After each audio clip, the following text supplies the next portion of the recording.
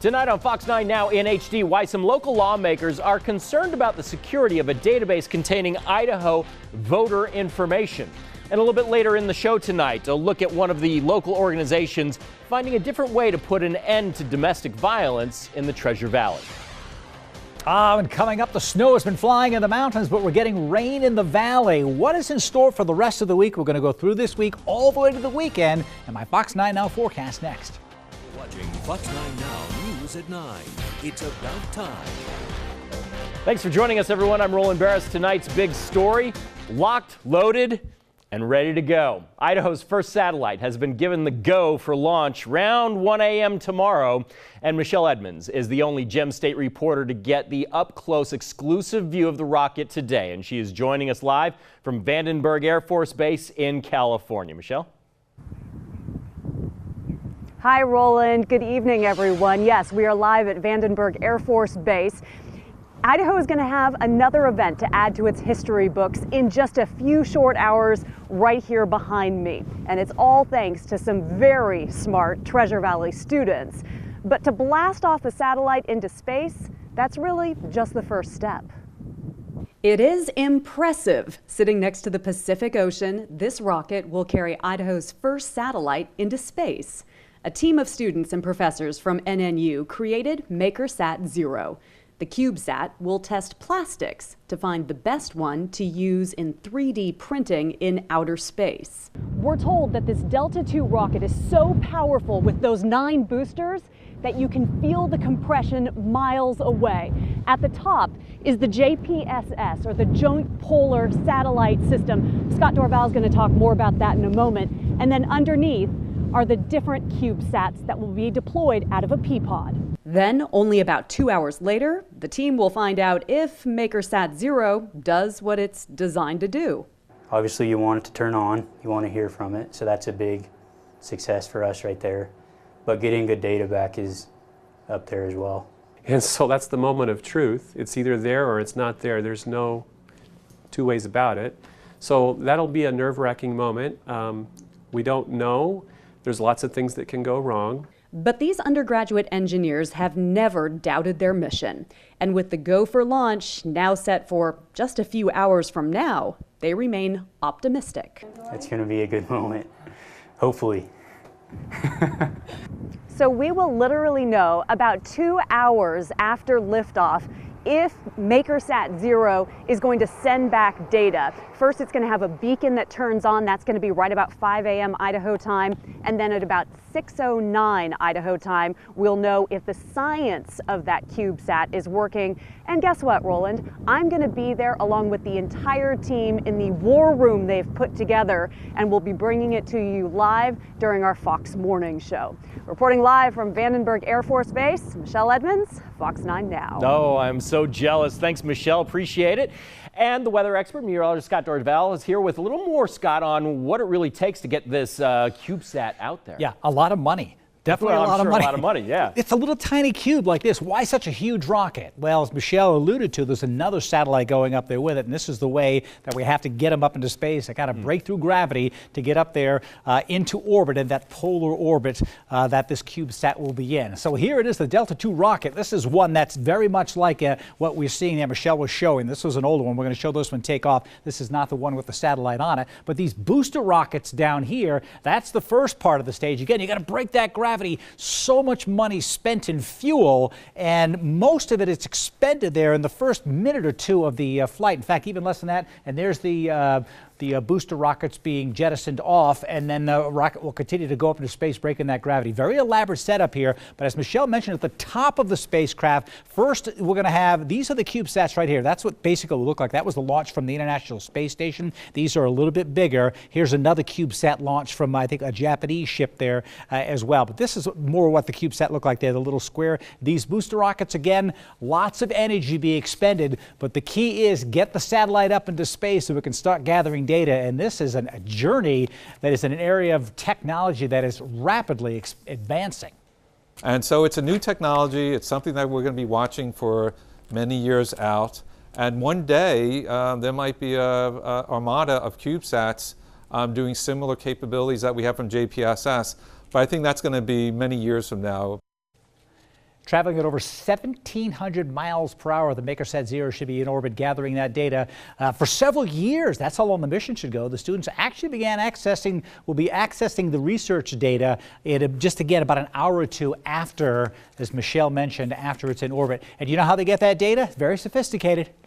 No. Pull out the smartphone, and there it is. They'll be accessing a satellite going 17,500 miles an hour, polar around the orbit. That's impressive stuff. And it's just so neat that the opportunity is provided for people to put these little CubeSats up there with a big payload. As he mentioned, a big armada up there. Sure. And it's so ironic that this CubeSat here is looking at technology that will allow us to launch satellites without having to use the rockets. It's very ironic that it's going up tonight on the Delta II. Good old 3D printers. Got to have them working properly in outer space. That's right, yeah. All right, thanks, Scott. Appreciate it. Well, inside the State House today, the Idaho legislature got a jump start on the session with a public school funding formula committee meeting. The interim committee is discussing a transition from funding schools based on average daily attendance to an enrollment-based model. Lawmakers say with advancements in online learning and mastery-based education, it's also time for an update in how schools are funded.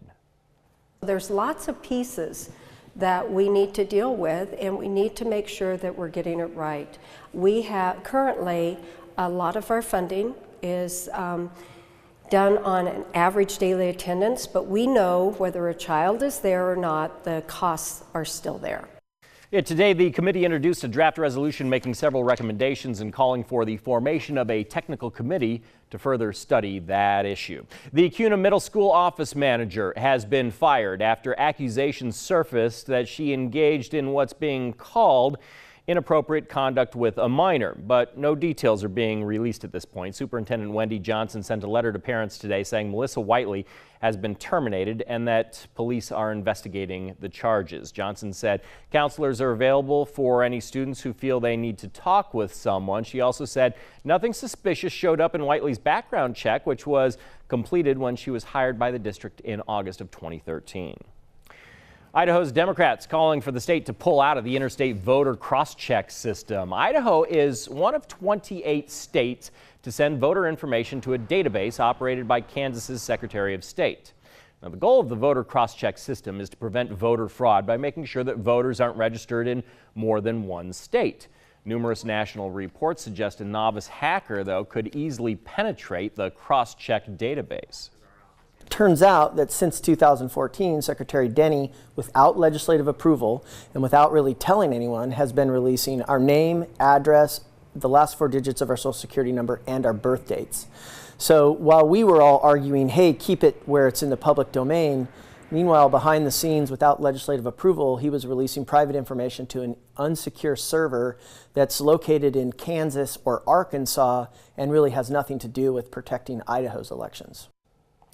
Erpelding says Idaho's Democrats are prepared to introduce legislation to pull Idaho out of that voter cross-check system if Secretary of State Lawrence Denny does not do so by the start of the 2018 legislative session.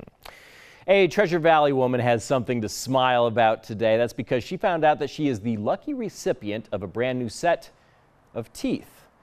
Boise Oral Surgery and Dental Implant Center took applications for someone whose mouth has caused them more pain and problems than joy to give them a life-changing procedure. And they had more than 400 applicants for the nearly $60,000 operation. In the end, they picked Tanya Estes, a mother of 4, who says she has had constant mouth pain since she was a child.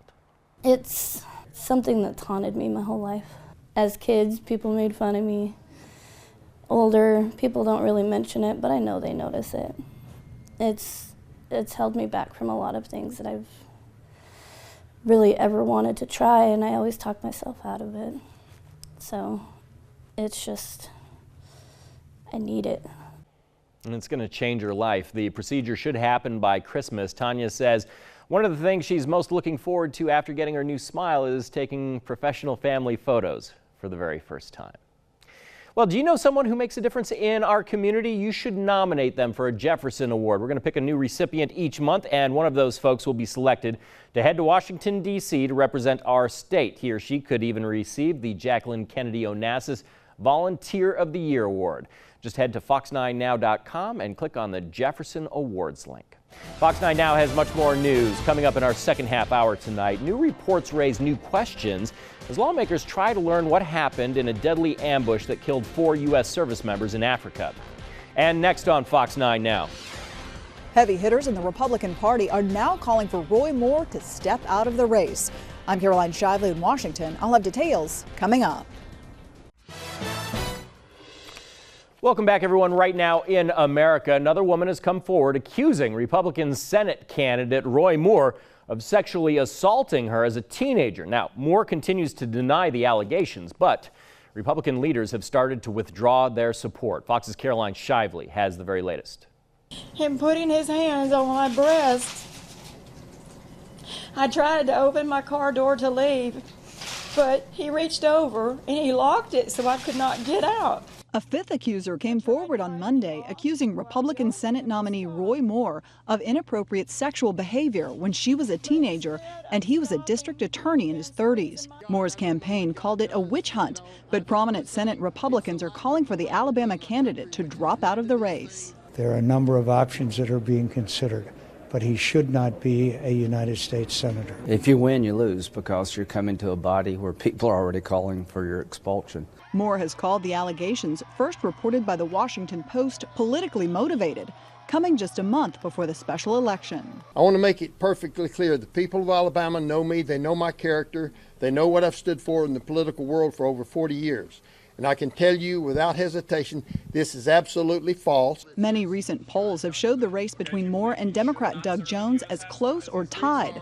But national Democrats haven't put resources into the race, saying the money is already pouring in. If they ask us for things, we're going to try to help them, but it's an Alabama race, and the Jones campaign is running it on its own. Tonight, The New Yorker is reporting that Moore was banned from a mall in Alabama in the 1980s for approaching teenage girls. In Washington, Caroline Shively, Fox 9 Now. Well, hundreds of protesters hitting the streets of Hollywood today for a rally against sexual assault and harassment. This, of course, following allegations against dozens of people in the entertainment industry. Demonstrators say they want to take the #MeToo movement beyond social media to create a cultural change that makes sexual misconduct unacceptable. When we connect these stories and bring them to the forefront, to the public space, we can really start to address the different intersecting issues and the solutions that we require. Meanwhile, Senator Kirsten Gillibrand is working on new legislation that would protect interns and staffers on Capitol Hill. Right now, Congress and the White House are exempt from the workplace laws that they pass. Gillibrand says that creates a system that makes it difficult for victims of sexual harassment and misconduct to find justice. A trial for New Jersey Senator Bob Menendez appears stalled for the moment. Jurors telling the judge that they are unable to reach a unanimous verdict on any of the charges against the powerful Democrat. The judge excusing the jurors, telling them to return on Tuesday to continue deliberation. As Fox 9 Now has reported, Senator Menendez and a wealthy donor are facing charges for allegedly swapping money for political influence. Criminal charges have been filed against 12 more Penn State fraternity brothers, this in connection with the death of a 19-year-old pledge named Timothy Piazza back in February. Investigators say the charges come after they recovered security footage that was previously deleted by a fraternity member of a heavy drinking, hazing ritual. At least 18 drinks in over 1 hour and 22 minutes. Never once obtained any of those drinks for himself. Brothers were coming up to him and giving him those drinks. Investigators say other surveillance video shows the victims stumbling and frat members carrying and laying the unconscious 19-year-old on a couch after he falls down a flight of stairs. Timothy Piazza ultimately suffered fatal injuries, including a fractured skull. A total of 17 fraternity members are now facing charges, including assault, hazing, and involuntary manslaughter.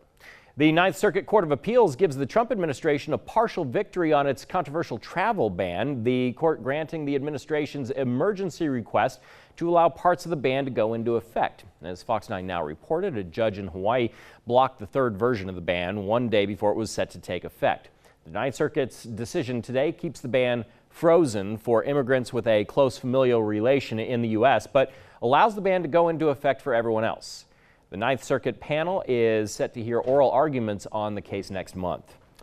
President Trump has revealed his pick to replace Tom Price as Health and Human Services Secretary. The president announcing his nominee, Alex Azar, in a tweet. Azar previously worked as HHS General Counsel and Deputy Secretary under former President George W. Bush. He also worked for pharmaceutical giant Eli Lilly for nearly a decade, leaving the company in January. As Fox 9 Now reported, Tom Price resigned as health secretary in late September after it was revealed that he took frequent trips on government and private jets. Still ahead on Fox 9 Now, a look at a local organization working to end domestic violence in the Treasure Valley. And we've had all kinds of changing weather. Fog this morning up on Highway 55 at Smiths Ferry, but then the sunshine came out today. The changes have been occurring rapidly. You have to stay close to keep up with these changes. I'll have all of it in my extended forecasts coming up next. Chief Meteorologist Scott Dorval with your Fox 9 Now forecast. All right, let's review today. Take a look at what we had. It almost hit 60 degrees today. Good 10 degrees above average at 59. A record high temperature at 69 degrees. And how about for the month? Precipitation-wise, 0.92. Typically, we're at 0.53, so we're almost double where we could be for this should be for this time of month. So doing great here in November. Record low, 1916. It hit 7 degrees this morning. We were down to 37. That's 4 degrees above average. It's supposed to go to 33 in the morning this time of year. Beautiful view of the Village Jet Meridian right here as we take a look at our current reading in Boise, 47 degrees. Pressure's rising, wind is fairly light. It's not so far out of the ordinary right now, though. We had rain showers. The stars have been showing up, but there are more rain showers that could come in, likely to come in overnight tonight. McCall today, beautiful this morning with that sunshine, and then the cloud cover came in. Temperatures still, though, getting up into the 40s. That cloud cover blocking the sun, helping to preserve some of the snow here, but we did have some rain showers, and we'll probably have a few more rain showers tonight. Freezing levels are still above this 5,000 feet layer right here at the McCall, Long Valley area, but eventually they're going to come crashing down. So we get some showers tonight, rain showers in the valley with snow showers in the mountains, and then rain again comes in on Wednesday. We'll probably turn over to snow later on Wednesday, and on Thursday another system comes in.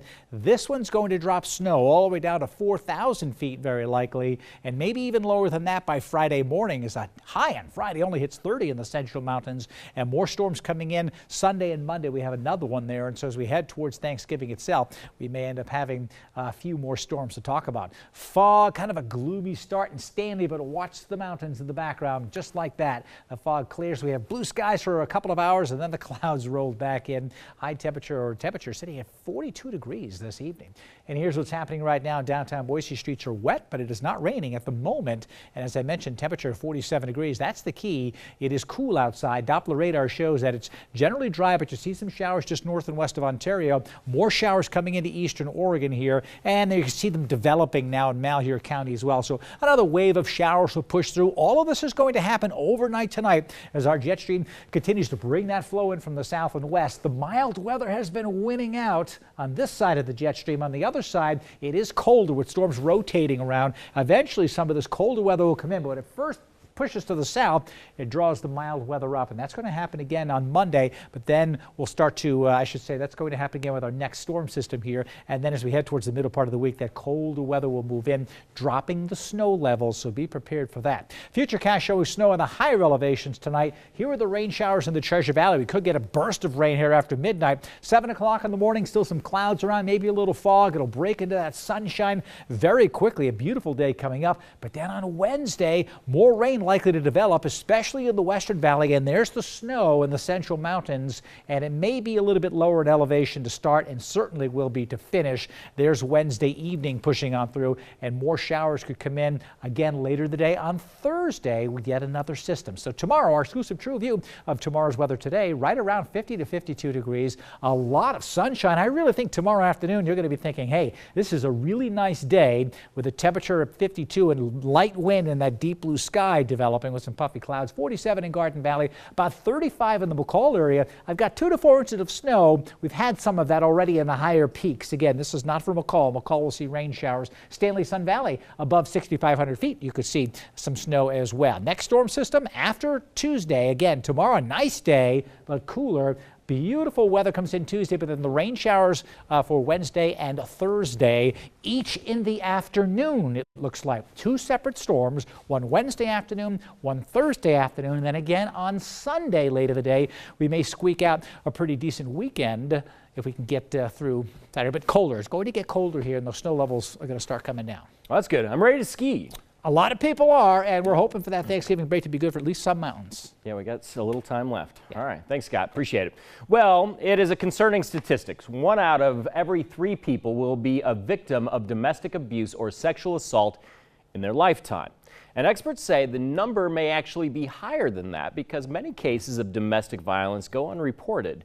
One organization in Knin County, though, is working to stop domestic violence for good. Fox 9 Now's Rachel Garceau has more on that.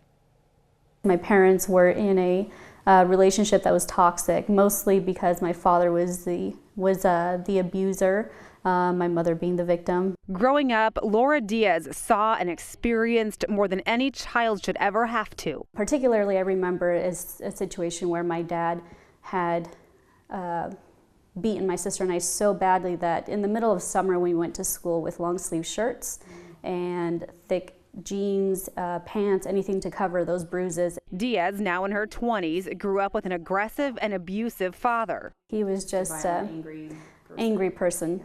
And most of that anger was directed at Diaz's mother. Over the years, the violence escalated until just 2 years ago, Diaz's mother lost her life at the hands of Diaz's father. Who could do such a thing, especially a father? We were heartbroken. We had just lost the rock of our family, the rock of our lives, the person we would turn to for anything. That's when Diaz found Advocates Against Family Violence, or AAFV. The Knin County-based nonprofit has an incredibly ambitious goal. Eliminate violence. Like, period, end of sentence. Kimberly Dugan is AAFV's executive director. She's fully aware of the monumental task ahead of her since the roots of domestic violence run deep. You don't just wake up one morning and decide to be an offender. You don't just wake up one morning and decide, I think I want to be in this relationship because I want to be a victim.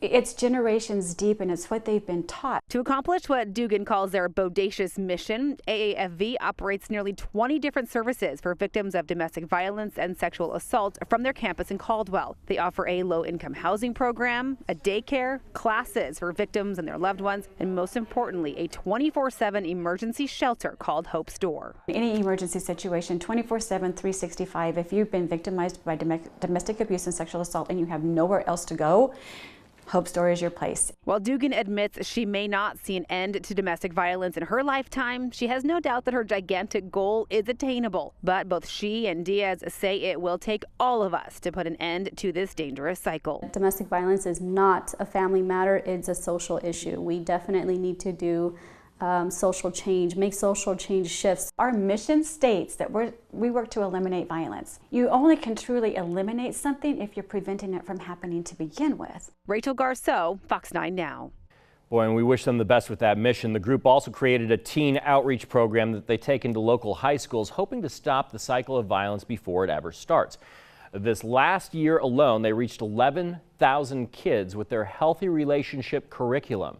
And for more information on this or to get help, just search for Advocates Against Family Violence online or on Facebook. Still to come on Fox 9 Now as investigators try to learn more about that deadly ambush on U.S. troops in Niger. The new reports that villagers say one soldier may have been captured and then executed.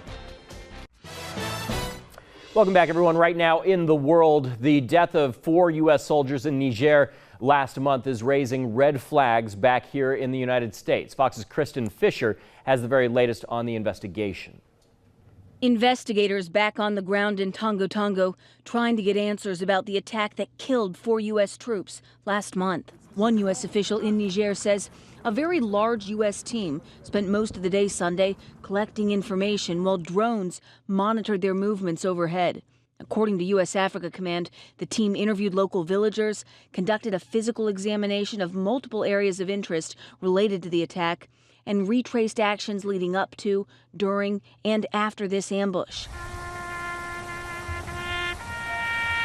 It was two of those villagers who reportedly told the Washington Post that the body of Sergeant LaDavid Johnson was, quote, found with his arms tied and a gaping wound at the back of his head, according to two villagers, suggesting that he may have been captured and then executed, though the Pentagon won't confirm it.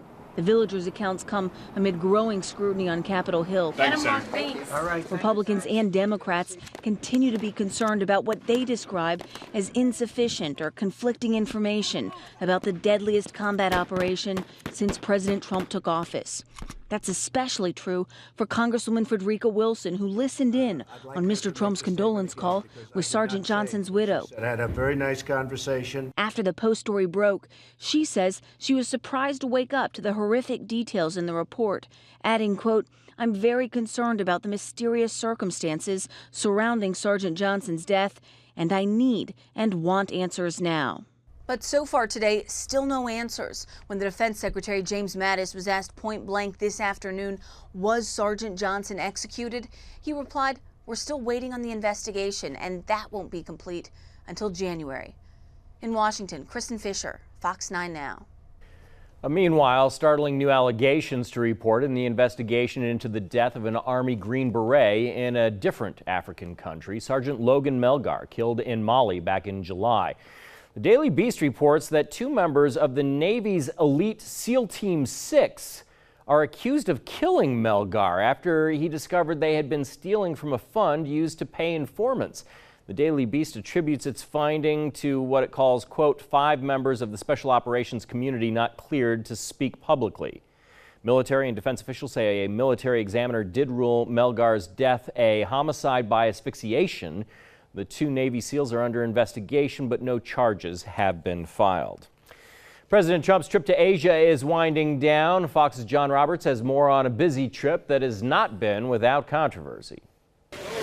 It was the most controversial of the many meetings he has had in the past 11 days. President Trump sitting down with Philippines President Rodrigo Duterte. We've had a great relationship. This has been very successful. Duterte has presided over an aggressive drug war in the Philippines, marked by thousands of extrajudicial killings, though Duterte denies any involvement.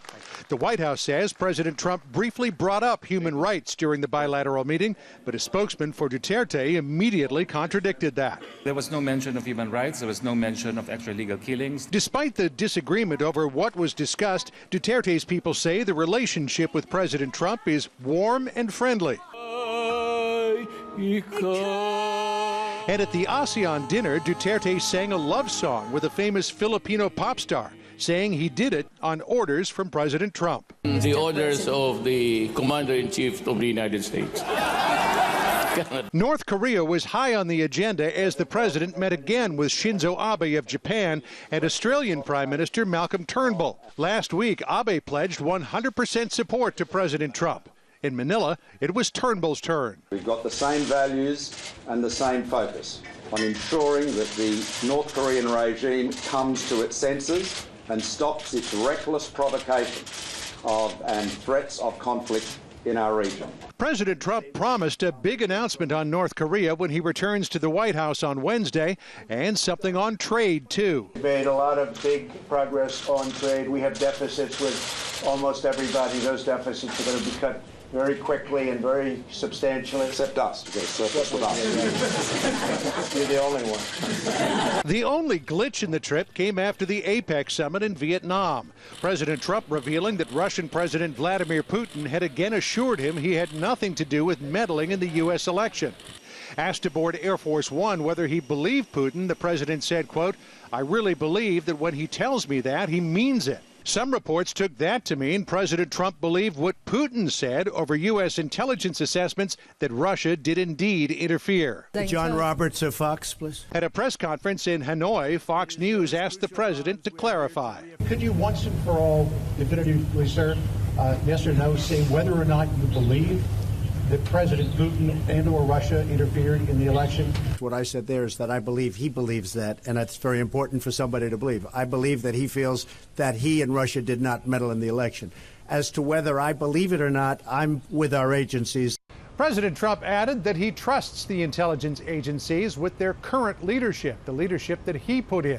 And while he still did not definitively say that he does not believe Vladimir Putin, it appears to be as close as he has ever come to saying that. In Manila, John Roberts, Fox 9 Now. Wow, certainly never boring, is it? Well, British Prime Minister Theresa May is warning lawmakers that she will not tolerate efforts to block or delay Brexit. Writing in the Daily Telegraph, May says she has pinned down the exact hour when the UK will leave the European Union. She says Brexit will take place at 11 p.m. Greenwich Mean Time on March 29th of 2019, whether the opposition likes it or not. Coming up on Fox 9 Now, a woman who lost her family to cancer is hoping to build a new one without passing on her rare condition. In tonight's Health Report, a 25-year-old woman is one of just a few hundred people known to have a condition that leaves her especially vulnerable to cancer. So far, she has beaten breast cancer and colon cancer, and now she's determined to have a child without passing on the genetic condition. Fox's Beth Galvin has more. It's a bullet tower. The last 2 years have been bittersweet for Aga Kirshner as she welcomed her first baby, a little girl, and then let go of her little sister and last living family member. Pretty much the last person left. The sister's story begins in Poland. It's me and her. Aga and Dorota, born 18 months apart, were tight. She looks shorter, but she was taller.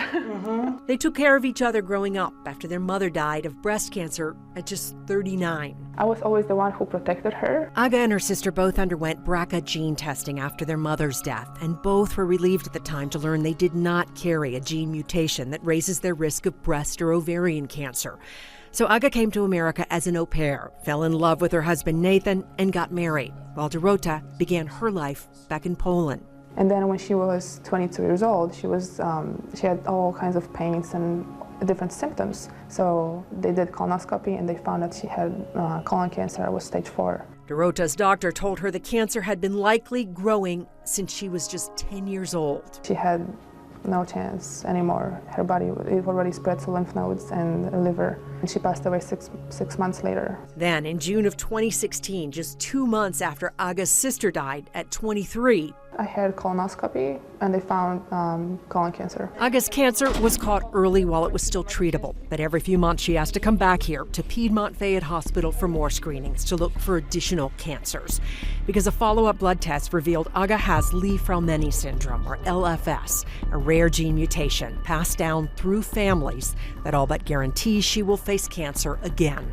My first reaction was that I started crying because I was like, my life is just a huge question mark from now on. Aga thought about her sister, mother, and other family members lost early to cancer. My guess, and I think I'm right, is that everyone had a mutation. Too sleepy to eat. Mercifully, 18-month-old April, her daughter, does not have LFS, but with a 50% chance of passing on her genetic mutation, Aga thought she would have to give up her dream of having a big family. To have something I didn't have when I was a kid. But one day, while online, Aga learned there might be a safe way to have another baby after all. I told my husband, you know what? I told him that there's a chance we can do something. If the Kirchners get pregnant through in vitro fertilization, or IVF, Piedmont Fayette genetic counselor Kelly Teed says Aga's fertilized eggs could be screened in a lab for LFS. They create the embryos and then they test those embryos to see which ones have that gene mutation and which ones don't. And then they're able to implant the embryos that don't have that mutation. And that gives Aga Kirshner hope that April and maybe her future children will not have to grow up looking over their shoulder. Beth Galvin, Fox News. Still ahead on Fox 9 Now, 3 college basketball players from UCLA are facing charges in China and a very uncertain future. Making entertainment news tonight, Thor and Taylor Swift dominating the weekend. Fox's Adam Housley has more in tonight's Hollywood Nation. Hugh Jackman sings and dances in the new trailer for The Greatest Showman. The upcoming musical biopic features the actor as P.T. Barnum, the founder of the famous traveling circus. The film rolls into theaters December 20th. Are you ready for it? Taylor Swift is coming to a stadium near you. The pop singer announced the first 27 dates for her Reputation World Tour, which kicks off May 8th in Glendale, Arizona. Carrie Underwood is recovering from injuries after falling outside of her Nashville home Friday night. The singer's rep says she sustained multiple injuries, including a broken wrist, which forced her to cancel her performance at the Country Rising benefit concert on Sunday. Let's enjoy life. Rapper Pitbull will celebrate the holidays with his first Greatest Hits album. The compilation arrives December 1st. And the God of Thunder continues to reign over the box office. Thor Ragnarok hammered its competition for a second week in a row, bringing in $56.6 million here stateside. Globally, the tally is now $650 million. Daddy's Home 2, starring Mark Wahlberg and Will Ferrell, debuted at number 2 with $30 million. And the star-studded Murder on the Orient Express took third at $28 million. I see evil on this train. In Hollywood, Adam Housley, Fox News. Thor was pretty good. I liked it. Well, after criticism, YouTube is taking steps to better police its video platform to get rid of extremist content. The site has removed thousands of videos created by extremist cleric Anwar al-Awlaki. The infamous jihadi recruiter was killed 6 years ago by a U.S. drone strike, but hundreds of hours of his videos can still be found online. YouTube is using video fingerprinting technology to help automatically flag the videos for human review. YouTube is also working to remove videos laced with profanity and violence from its YouTube Kids portal. The videos, often featuring cartoon characters or adults dressed as cartoon characters, can look harmless but contain adult content. YouTube now says videos flagged as inappropriate for kids will get age restriction warnings and will be blocked from the Kids app. GQ magazine has named its Men of the Year and put former NFL quarterback Colin Kaepernick on the cover. GQ says Kaepernick is their pick for Citizen of the Year because of his act of kneeling during the national anthem to protest what he sees as racial injustice and police brutality. As Fox 9 Now reported, Kaepernick recently filed a grievance against NFL owners, accusing them of colluding to keep him out of the league in retaliation for his outspoken views. And the Los Angeles Times reports the UCLA men's basketball team has returned to LA without 3 of their players. Those 3, including LiAngelo Ball, remain in China, where they are facing charges for allegedly shoplifting from a high-end store. According to China's exit laws, a case must be fully resolved before suspects can leave. One expert says that that could take weeks or theoretically even years. If found guilty, the players could face up to 10 years in prison. Wow. Shocking. Yeah, it's going to be a rough stay for those 3. All right, what's up in sports? Broncos have a big one on Saturday with Air Force. We're going to hear from Coach Harsin and also break down that big win against Colorado State. Stay with us. The Fish and Game Forecast is brought to you locally by Corwin Ford. Head out before noon or midnight on Tuesday, November 14th. A major good period occurs from 8:45 a.m. until 12:30 p.m., peaking at 10:40 a.m. The most significant period of the day begins in the good range at 9:15 p.m., continuing past midnight with the late peak at 11. For more information, go to fox9now.com. This is Fox 9 Now Sports with Dan Hawk.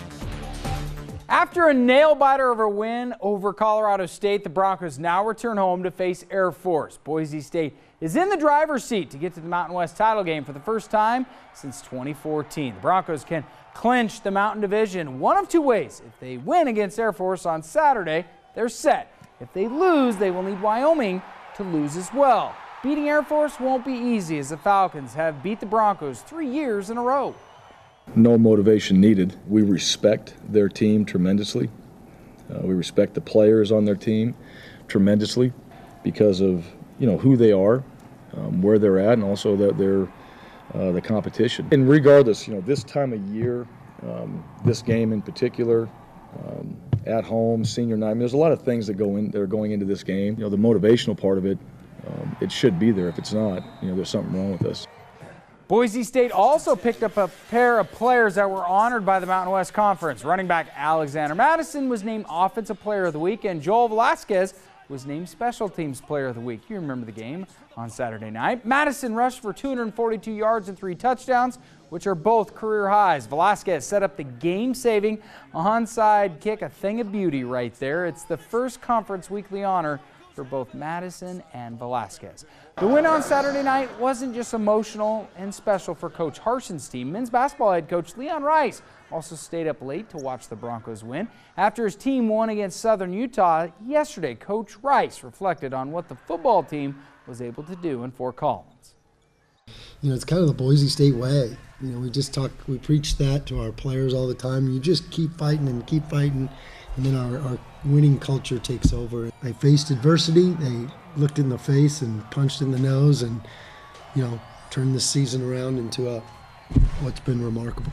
That's something that's unique and special here at Boise, is how much all our programs care about each other. And then it's just passed on, and it's passed on to all the programs, and, you know, it's a big part of why all these programs win.